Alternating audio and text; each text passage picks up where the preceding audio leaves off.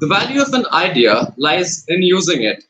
A very good evening to you, ladies and gentlemen. Law Essentials turned 6 months today, and we are glad to announce the launch of our second international center, the International Center on Intellectual Property Laws. We are also delighted to have with us Ms. Namrata Pahwa for the launch of our center today. Ms. Namrata Pahwa is an advocate at the Chambers of Namrata Pahwa. She practices in intellectual property litigation. She did her LLM in international business laws from National University of Singapore and BALLB from Department of Law, University of Calcutta. Team Law Essentials and Team Ic-Ipl takes an immense pleasure to have you as our chair of the International Center today, ma'am. Thank you so much for joining us.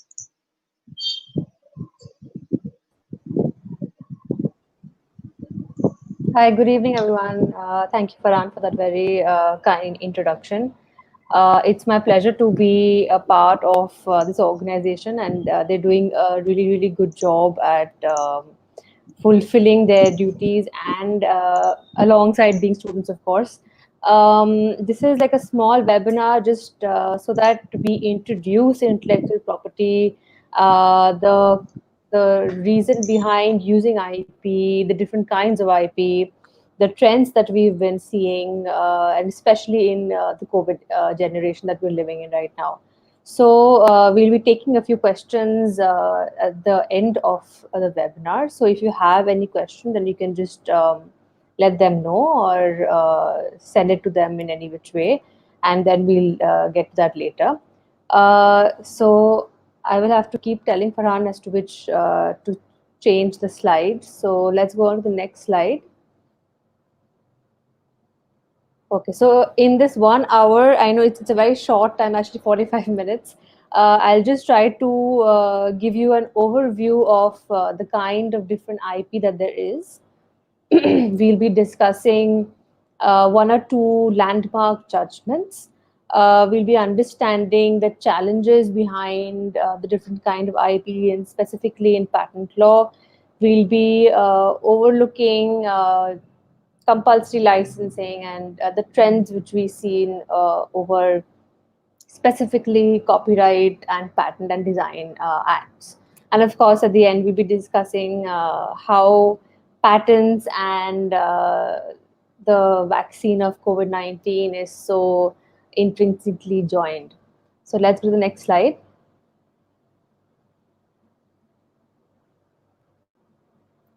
Right. So as we all know, the different kinds of IP, at least the basic ones and the most popular ones are trademark, copyright, patent, design, and GI.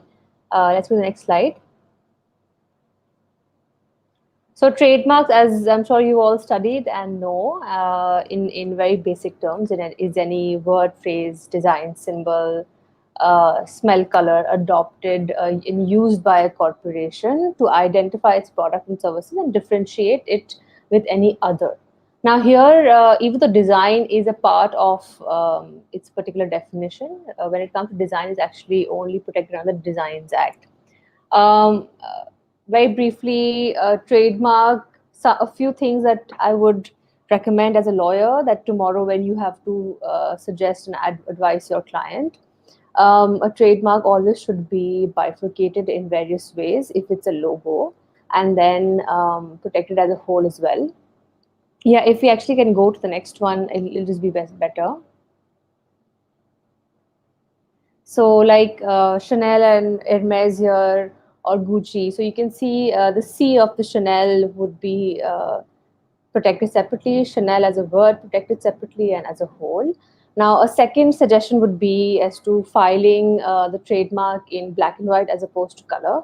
Because if you do file it in black and white, you get protection in all colors, as opposed to if you file it in one particular color, you get protection in only in that Pantone shade and not that color in a general sense of the word. Like Hermes Paris here is like we can see it's an orange, right? But they must have not received it in orange in all Pantone shades of orange, only in one particular one.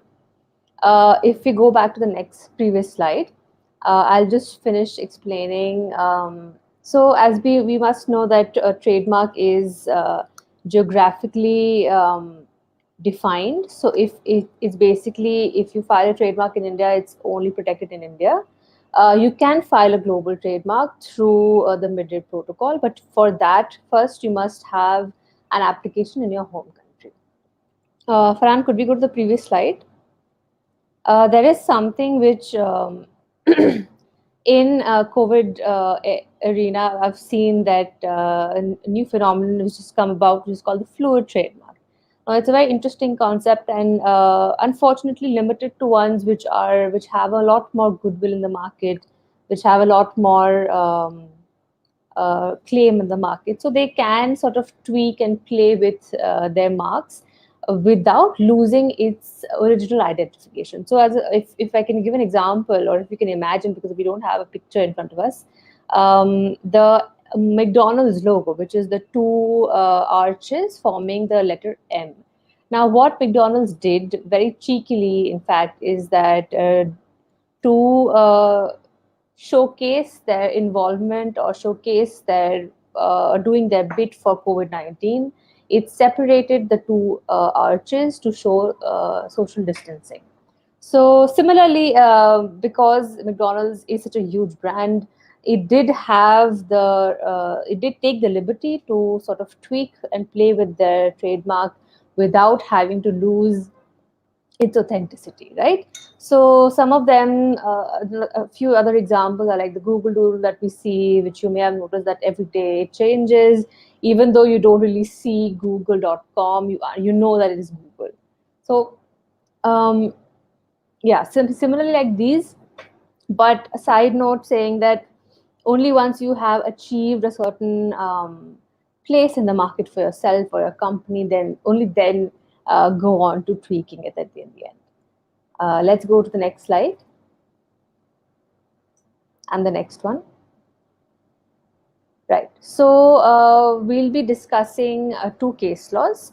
Trademark case laws, I would, according to me, are quite, um, I think I wouldn't say they're easier to deal with or they're less complex, but the only thing that you can get out of it is probably an injunction, say a permanent or temporary injunction. You can stop the other person from infringing your mark. Second, what you can get out of it is damages. Third is, of course, accrued of profit.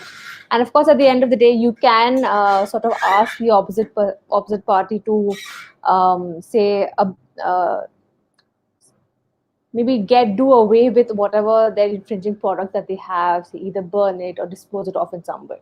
So this case is quite popular, which is in front of us, the Starbucks versus Sardar Baksh Coffee and Company. So what are the basics of a trademark, right? Like you said, that Starbucks, as we know, is a huge coffee brand. It's worldly renowned. And Sardar Baksh Coffee Company is still actually a very North India specific coffee brand. Uh, Now, if it's right in front of you, right, so you can actually make out they're both deceptively similar, phonetically and actually specifically as well. The services that they provide are both identical almost. So of course, it just had to happen that Starbucks sued Starbucks, and thankfully so on 1st August 2018, the Delhi High Court actually favored to the plaintiff, saying asking Sardar Baksh to tweak or change or amend their mark so as to include Sardar G. Baksh Coffee. Now, if you ask me, I wouldn't have stopped there even, but Starbucks was sort of okay with just adding the G to the Sardar and the entire name. But this way, at least, it didn't become so evidently identical. Let's go on to the next slide. Now, Big Tree Entertainment versus Dsharma. I had the good fortune to be a part of this case.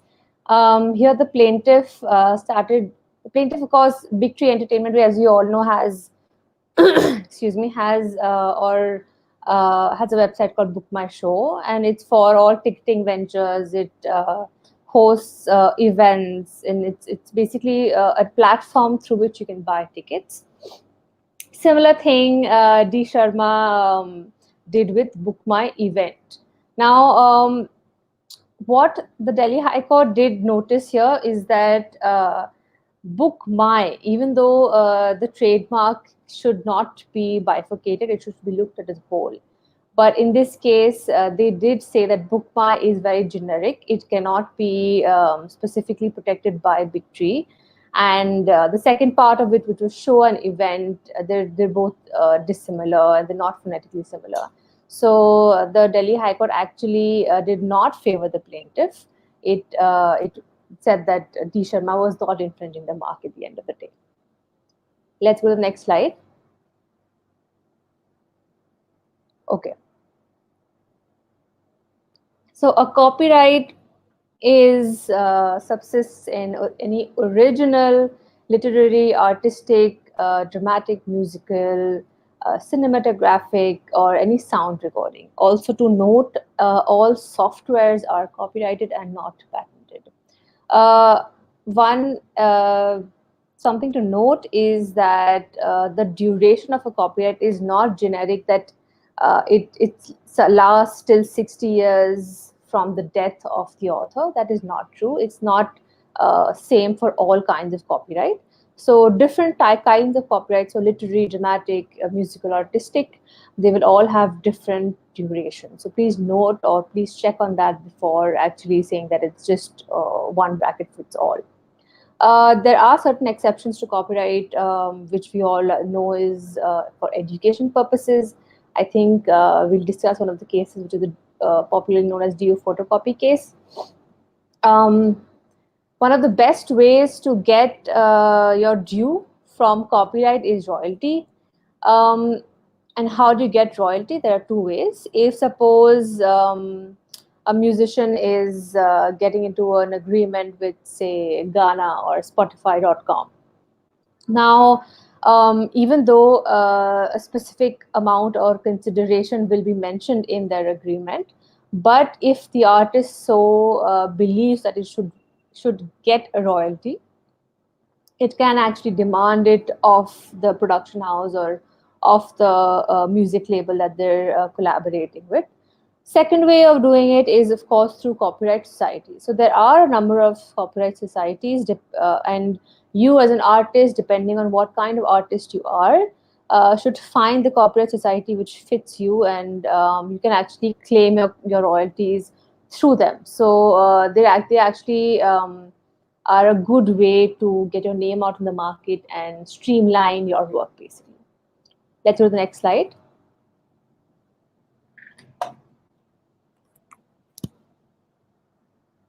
Okay. This very famous case, actually, Tips versus Wink. Now, as we all know, Tips is a huge conglomerate. It has about over 25,000 sound recordings, right? And what happened in this case was that Tips was in an agreement with Wink, stating that you can use our sound recordings for a particular number of years. After which, after the expiry of that agreement, there wasn't actually another agreement formed between the two. So Tips thought that, of course, Wink will stop using their sound recordings, but of course, Wink did not. It assumed that because it was so, according to Wink, what their argument was is that they were allowed to use the sound recordings because, according to Section 14(1)(e), they weren't broadcasting for remuneration.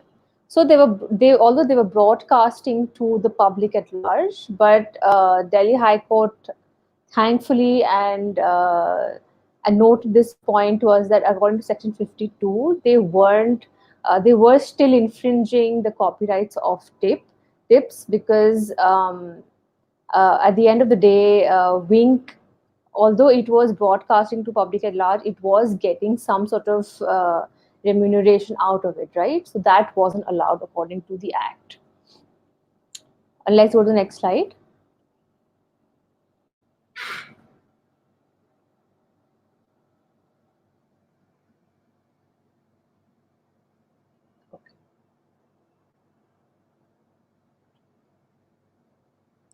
So I actually really like copyright suits because they're very fun to understand and deal with.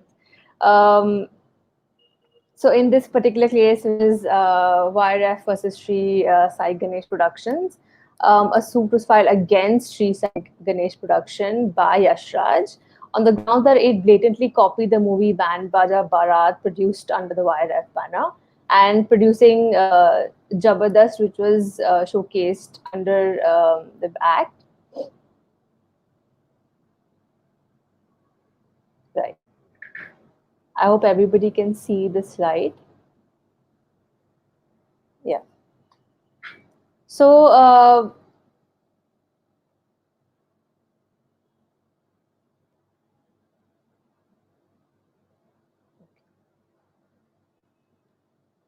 so basically, whatever Sri Sai Ganesh had produced had extreme similar material, identical similarities, for which the similarities were theme, the concept, the plot, the character.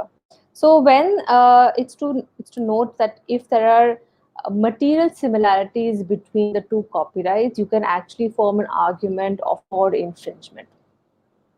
Now, what there was another argument that according to Section 14, the expression to make a copy of film, which would mean may be a physical copy of the film only, or will it just be an electronic copy? Now, the court actually found that the defendants had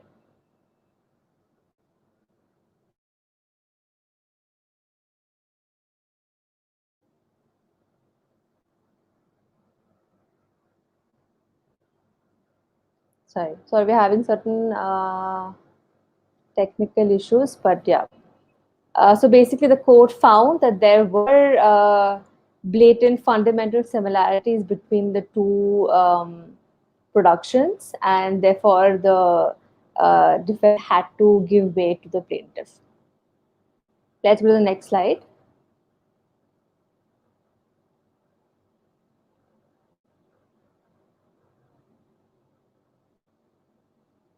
Okay. Now, probably my most favorite kind of IP, which is the patent, most technical as well. A patent should have three basic qualities. It should be novel, it should be capable of industrial application, and it should have a non-obvious or inventive step. So today, if say you there's a washing machine in the market, right? Will you just stand back and say, no, I cannot, I have to innovate something else entirely, and I cannot use the washing machine and call it my own? Which is no. If you create a technology which is of course new, it has an industrial step in the sense that if it can so a wash machine in this sense is an SEP, which is a standard essential patent. I think we'll discuss a case about that in one of the cases. So it basically, if you can add to the existing patent that there is in a way that it is extremely changing or altering the original concept, or it is amending the concept, so that does not amount to infringement in or counterfeiting in a patent. But of course, one suggestion that you would or you should give to your clients is that if suppose because patents say take about 2.5 years to be granted, right? So in those 2.5 years, you as a creator, your technology should be innovative enough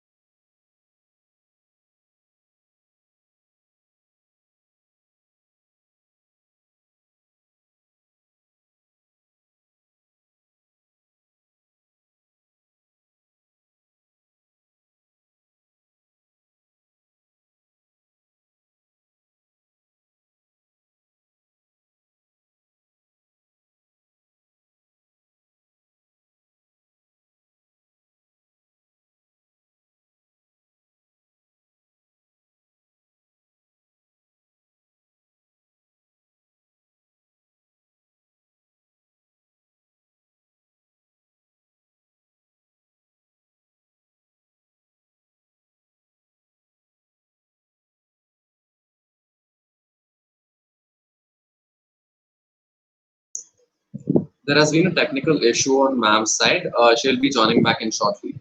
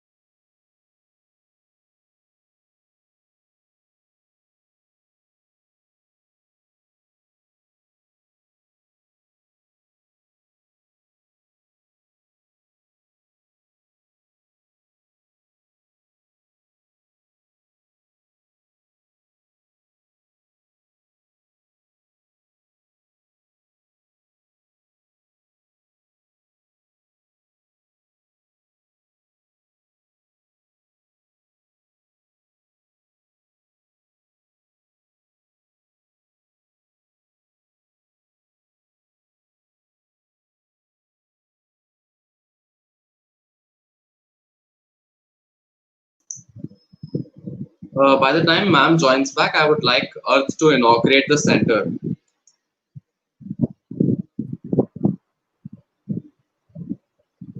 Uh, Hello and good evening, everyone. It is my absolute pleasure to welcome all the viewers at this inauguration ceremony for the International Center for Intellectual Property Laws. Uh, I would like to express my sincerest gratitude to Advocate Namrata Pahwa ma'am for agreeing to be our guide and mentor for the center and for joining us today and taking out time despite being highly occupied. Ma'am, your experience in the field of IPR is second to none, and with your guidance, the center will surely reach the heights it is bound to reach. Uh, why did we choose to create a center for intellectual property laws? The explanation is pretty simple. IPR is everywhere. So, someone from our viewers right now might be having a very interesting idea. It might be about a song, a book, or about establishing a center of their own. However, for them to remain the sole owners of this idea, they have to bring in IPR laws. While we have all heard the famous taglines like "Taste the Thunder" or "I'm loving it," these taglines catch our attention pretty quickly, but to hold on to them is a legal fight of its own. And while our country has very good IPR laws, not a lot of people are aware about the intellectual property laws, and that's where we want to enter in. With a mission to stimulate and promote activities to enhance awareness surrounding intellectual property laws, we want the discussion surrounding IPR to normalize.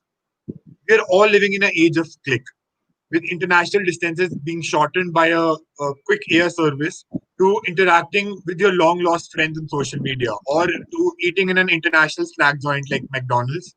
Everything around us has globalized. And that's what our vision with the center is to encourage finest legal brains across international borders to facilitate together, to learn and grow and achieve together. We want everything surrounding IPR to be on our side. And for the first six aims, we aim to have quality content surrounding IPR on the site. In closing, I would just like to express my deepest appreciation to my dear friend and founder of Law Essentials, Mohammed Farhan, For it is his vision and his assistance that has helped us reach this platform that we are able to launch an international center for intellectual property laws, and to the entire team of Law Essential that has been working day in and day out to make this dream come true. I would just like to end by saying that we have achieved a dream, but by achieving a dream, you start off taking off to a new dream. And our dream will never be achieved till the time that we make the center the number one. So I welcome you all to the inauguration of International Center for Intellectual Property Laws. Thank you so much, Earth, for those very warm and welcoming words. I would also like to take this opportunity to introduce that we are looking for research assistants for this center. If you can throw some light on that, Earth. Okay. So, as the center is absolutely new, and we have an aim for the next 6 months to have content surrounding IPR to be on the site. And for that, we need people, we need research assistants, we need people who are good with their research to put out content, to push out content on the site so that the site becomes the number one thing that when you search about IPR, the very first thing that comes on the Google is the site. So that's what we are looking for. We are looking for research assistants who are willing and are ready to experiment and to embark with us on this journey. So all those who are interested can reach out to us. We leave out our mail in the YouTube comment section. So anyone who is interested being a research assistant for the IPR Center can approach us for the same.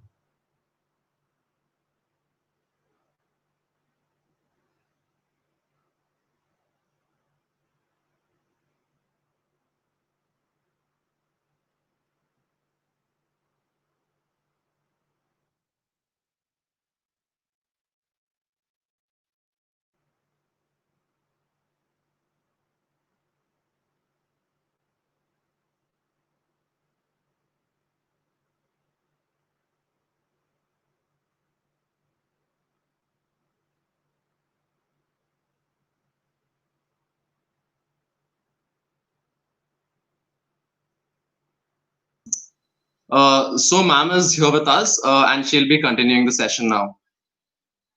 Hi everyone, I'm so incredibly apologetic about this. There's something really off with my Wi-Fi and my internet connection. But as lawyers, we find different ways of finding a solution, so this will be probably it now.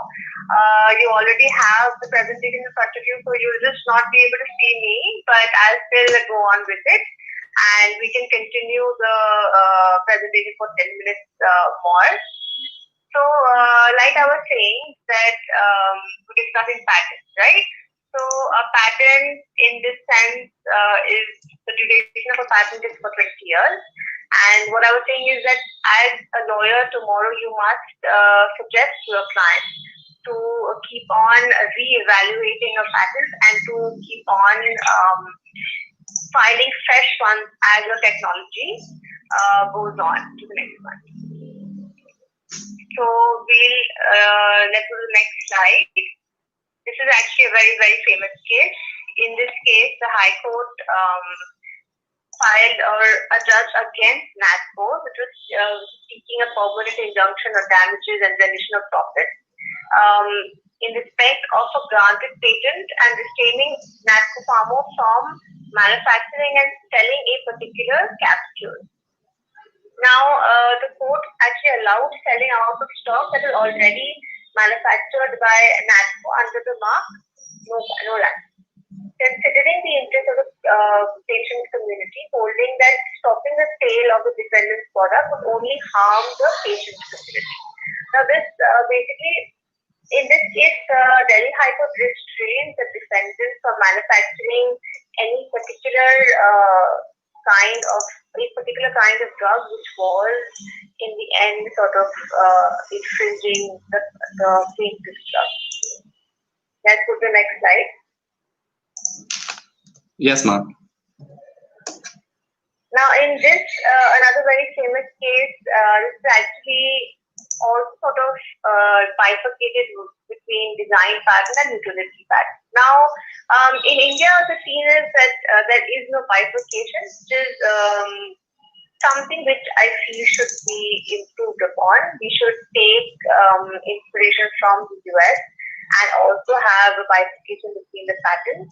Now, in the US, there is something called design patent and a utility patent.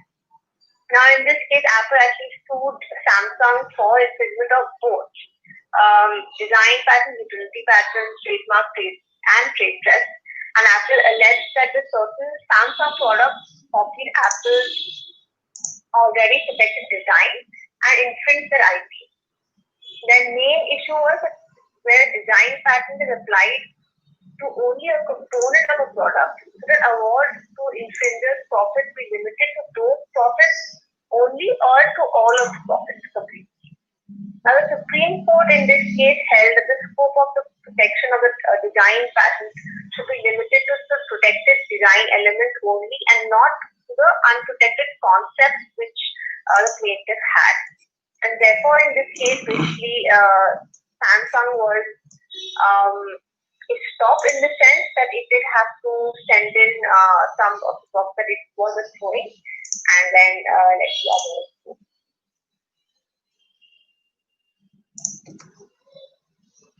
Yes, ma'am. Let's go to the next slide.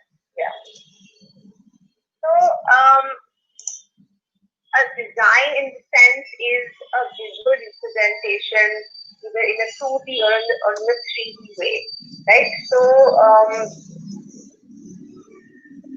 yeah, let's go to the next slide so I'll be able to explain better. I didn't get you, ma'am. Yeah. Right. So, are we on the design side? We are on the case laws, Novartis AG, ma'am. Oh. Now we are on the design slide, ma'am. Yeah. So, like I was saying, a design is to protect the shape and visual representation of the product, whether it's in 2D or 3D. So, a design is again defined only location-wise. So, if you have a design application file in India, it will only be protected in India.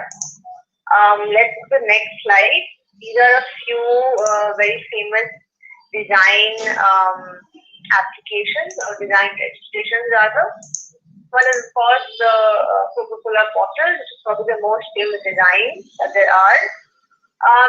You can actually see the different phases of the design application that we had filed and the different ways that eventually what we know the Coca-Cola bottle that there is.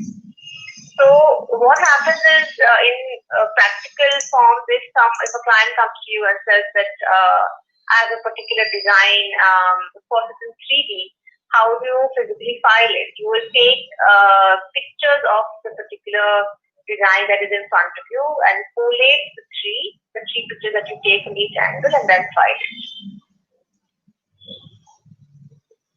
Let's go to the case law, Cox versus Liberty. Yes, ma'am.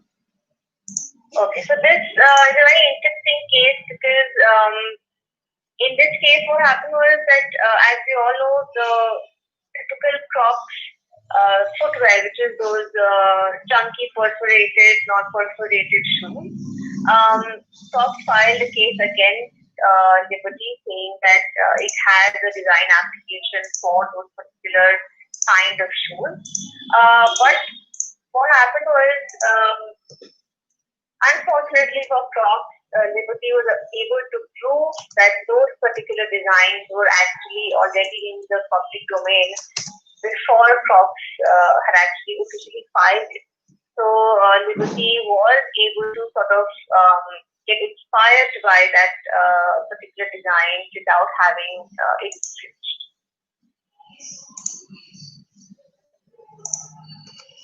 Let's go Ritika versus Diva. Yes, ma'am. So this is actually a very, very important case which talks about the amalgamation between a copyright and a design. Now, as mentioned, or as you should know, that according to Section 15(2) of the Copyright Act, if you are filing a copyright and you are reproducing it through an industrial application over 50 times, it loses or it ceases to have a copyright protection in it and then goes on to the design domain. Now, in this particular case, Ritika, which is otherwise popularly known as Kumar, did have particular copyright applications for its motifs and its appliques that it was putting on their clothes. But of course, it being a clothing production house, it did manufacture 50 times over. And unfortunately for Kumar, it did not have a design application on those particular motifs. So it eventually did lead on design domain, and it was in the public domain for Biba to sort of get inspired from. So this is actually a very interesting case to understand, because a lot of times, a lot of people ask me that, there are the most famous example of this is probably Mickey Mouse and Minnie Mouse and all of the Disney characters that you see probably in every store. So are all those local store owners actually infringing the Disney characters' copyright? Probably not, because it having been produced 50 times over, it has lost its copyright application and gone on to the public domain. Okay, let's go to GI. Yes, ma'am. So GI is given to a particular good which originates from a particular location. It is very pertinent to note that both have to be combined, the good and the location. Tomorrow, if you take out the particular good from that particular location and go somewhere else and sort of start manufacturing it again, that does amount to infringement. So anything like the Banarasi saris or the West Bengal Rashgulla, they're all GI tagged. Now what happens is GI actually holds a very important role in the local artisans and their way of getting their remuneration. So all of these fashion brands that we see which are sort of claiming to be sustainable, they always recruit local artisans to work for them. But how do these local artisans get paid at the end of the day? First, because of lack of knowledge, mostly they don't. But the production houses or the companies that they're working with, if they are of course morally and ethically sound, they will pay the local artists. But of course, another way of doing that is through the GI institutions in their locality. Let's go to the next slide. Yes, ma'am. So a very famous case and landmark case in GI is of course the champagne case. Now, so we all know that champagne, the liquor, is actually originated from Champagne, France, is the case. Now, in this case, the plaintiff, which is former interprofessional Champagne, sued Shinar Agro, stating that the liquor that Shinar Agro was therefore manufacturing was in all which way infringing their GI tag. And thankfully, so the court also noticed that there was an infringement in this case. And Champagne, because it was part of the GI community, it was given a lot of more performance that way. And the defendant in this case failed to present themselves in any allegation, and therefore the plaintiff in this case got an ex parte induction. Now, when it comes to trade secret and confidential information, we know in India at least there isn't a particular statute or there isn't a particular act which protects your trade secrets, protects your confidential information. They can only be protected under the clause of a contract. So, trade secrets is any formula, process, sensitive information which is to be maintained to sort of give you an advantage over your competitors. Now, it is, of course, it can protect it under either a clause of a contract or a specific other contract like the non-disclosure agreement entirely. Trade secrets is actually and confidential information is actually a part of every important IP clause. If not in the IP clause, also around. Okay. Now let's go on to the situation in India. Yes, ma'am. Hold on. Yeah. So in India, first we have to understand what is patentability, right? Patentability is just another phrase to see what can be patented at the end of the day. And if specifically when it comes to the pharma industry. Now, in patents, as we all know, there's something called process patents and product patents. Both are which constituted as valid patents. And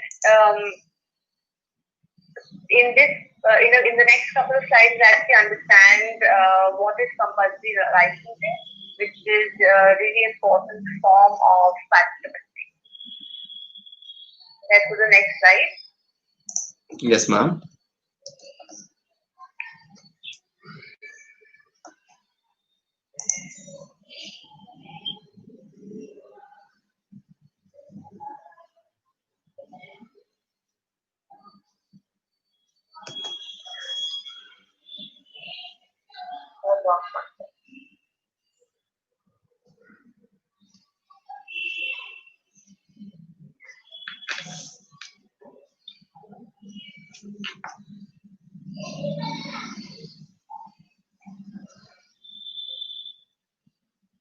Now, what is compulsory license?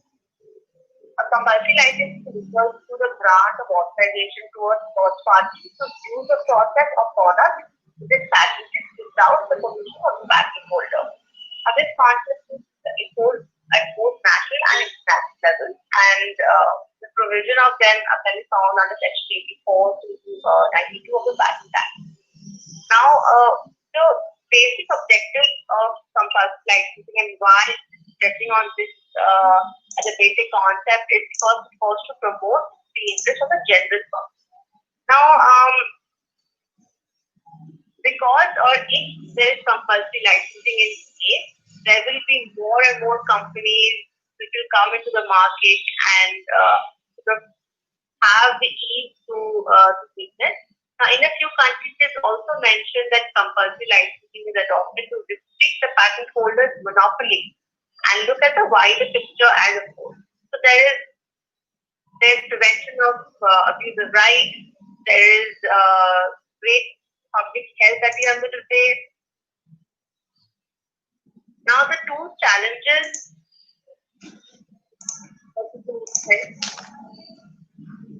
So the two kinds of main challenges that are faced in implementation of compulsory licensing is number one, faced by the government at a national and international level, and of course faced by individual stakeholders. So the ambiguity and vagueness in certain clauses of international treaties leads to different interpretations by different individuals. This leads to problems in implementing the same at a national level. Now, what should happen is an adequate operation of law and administrative framework is required. It is known that high cost of in the matters to obtain compulsory becomes a hurdle for people, and of course, if the bureaucratic way that is attached to licenses and patents should also be dealt with.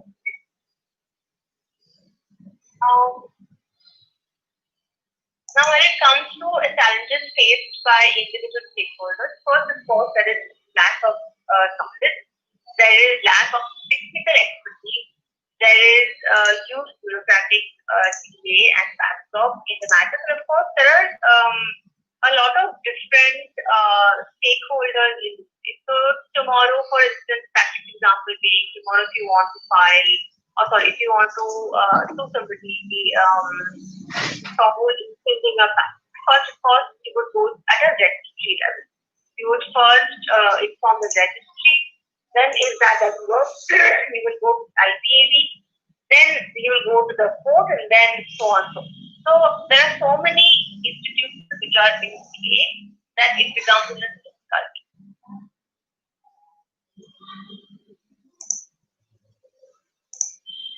Now, let's the next slide. The scope compulsory licensing and COVID-19. Yes, ma'am. Now, there are two underexplored solutions of the IP Act, the Indian Patent Act, which actually have great potential, especially in the present time, to fighting the COVID pandemic. These provisions are related to compulsory licensing and provisions for revocation on all grounds of prejudice to public. So, it is section 92 and section 96 of the Act. So, what happened was or should happen is that, say suppose a particular corporation does find or does innovate or does carry out the COVID-19 vaccine, it should of course first patent it, protect it for its own good, and then either get a standard essential patent in its name or have a compulsory license so that it can allow other pharma companies in the market to use it. And that is probably the only way the patent industry can actually help get over the COVID-19 pandemic. So, what I would suggest is that the laws should maintain a balance between protection to the owners of IP and the use of information. The institutions should facilitate more inventions and innovation. The IP policy should be amended to a certain extent to promote healthcare and promote the pharma industry to have more innovation and, of course, availability of drugs instead of focusing on generating drugs. Next slide. Yes. This copyright law. And one bit. So, as we know that because of the COVID-19 pandemic, people want a release. They want able to collaborate. They want information in the novel. So what it did was it found new innovative ways to actually work together. So, first, actually, I'd like to talk about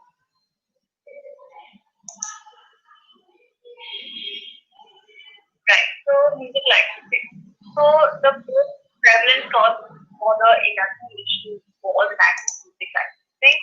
So, everything came to musicians collaborating. Everything has now turned online instead of actually physically going into a studio and then doing so. But thankfully, the technology that's used on everyday basis, whether it's a phone or a laptop, it also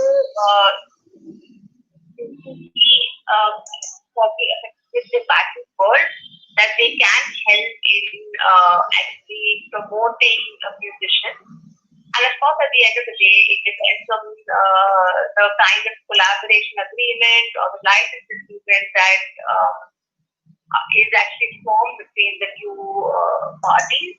And the clauses that you would draft as a lawyer in these kind of agreements are most crucial.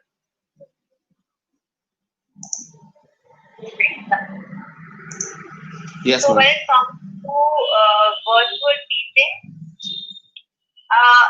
we've all seen how education institutions, colleges, schools have sort of now gone on to all online and for the best interest of students.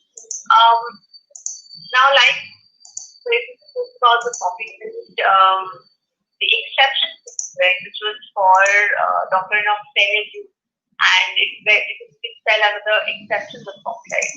So, so when it specifically imparts knowledge to it does not form or does not amount to infringement of copyright according to section 62.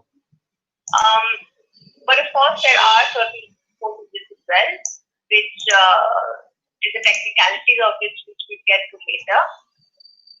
And for photographs, which we may have seen or heard or noticed in the fashion world, is that online photo shoots are the big rage right now, and all the upcoming models and celebrities are now focusing on being shot online as opposed to the. Now, the most important question in this case is that who does the copyright belong to? The copyright, as said, belongs to the photographer who is pressing the button. Does it belong to the model who is in fact doing everything, setting up the shot, setting up the laptop in front of making the settings? Or does it belong to the production house or the client who has hired them for the particular magazine or the film? Now, these kind of issues which are actually very interesting and very novel to the Indian fashion system. But in a very basic term, even if the photographer is just clicking the button, it is in fact instructing the model how to pose, how to place the equipment. So at the end of the day, the topic is subject on the photographer only. So let's go to the next slide. Yes, ma'am. So the major challenge with copyright law is the accessibility of copyright work. Now, when it comes to web-based learning and movie production of photo shoots, they're all positive, right? So they're not related. So how does actually one get copyright? So when it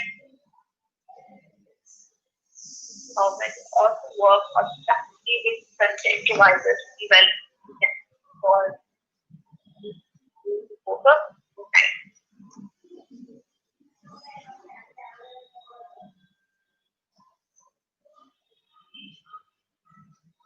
So, like I said before, because of the pandemic, there are certain new ways that we are functioning as society in general.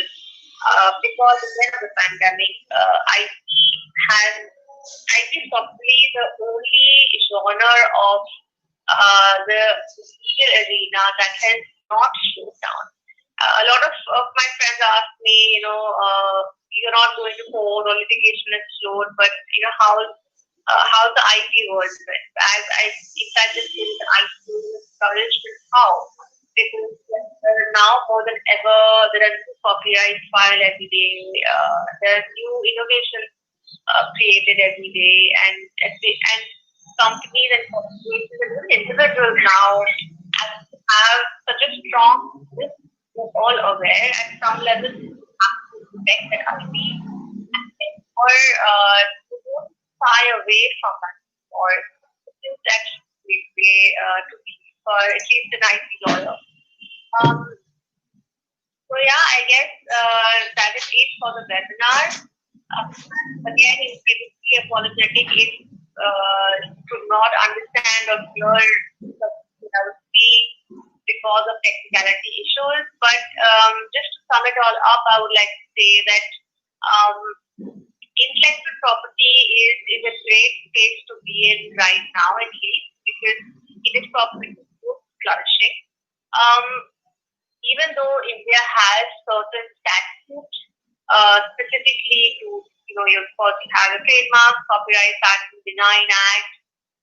There are so many loopholes that there are that there are in the act itself, that the statute itself, that it a great place for lawyers like you and me to interpret the law in whatever way we feel like, and the cases that there are in the market right now, the businesses that we have actually are actually the most interesting that there is. And as we go in the global pandemic, you'll see now more than ever new technologies, new patterns, ways of forming or collaborating between musicians and production houses and artists in general. So always keep an eye out for these certain exceptional things which are happening, which is the latest trend in the market. And if you have any further queries, if you didn't sort of understand anything here, then you can always get in touch with me. And for later on, when things talk, we have another webinar on something specific, something as technical as the patent industry, pharma world, or anything which law essential things that need something, then we can go on that way. So, Farhana, what? Yes, ma'am. I think we have a few questions coming in from the audience. I would like to take up just 2 questions, ma'am. Yeah. Yes, ma'am. The first question coming in from Vinesh Goyal. My question is whether the doctrine of passing action can be initiated even after the expiry of lifespan of the design. Right. So it's like this after the expiry of. So let me first clear the pass off is a civil act. It is not specific to IP in general. So even though a design is expired and it goes on in the public domain, you will not be able to file a suit for infringement, but you will be able to file a suit for passing off. Moving further, the next question coming in from Imran. Is there a defense of parody available under the Indian Trademark Act, as the EU and the US have recognized the same? So, what I understand is we're talking about parodies and satires, or what are the? I think it's the parody under the Indian Trademark Act. He's asking if it is covered, ma'am. The defense of parody. So, the parodies and satires actually another very upcoming trend in the social media industry at least. This is covered under not under the Trademark Act, under the Copyright Act. But of course, given the have actually a lot of precedents in the from the high court that we have in the country, that first of all you have to understand the difference between a parody and a satire. Number one, once you understand that, you'll be able to figure as to what is sort of okay, what does not constitute an infringement, what does constitute an infringement. So even though your answer to your question would be that even though there aren't specific sections to protect parody art, satire artists, but the precedents that we have in our country does protect a satire artist as opposed to a parody artist.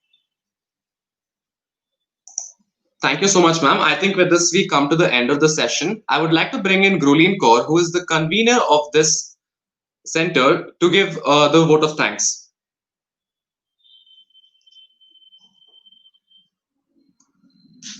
You are muted.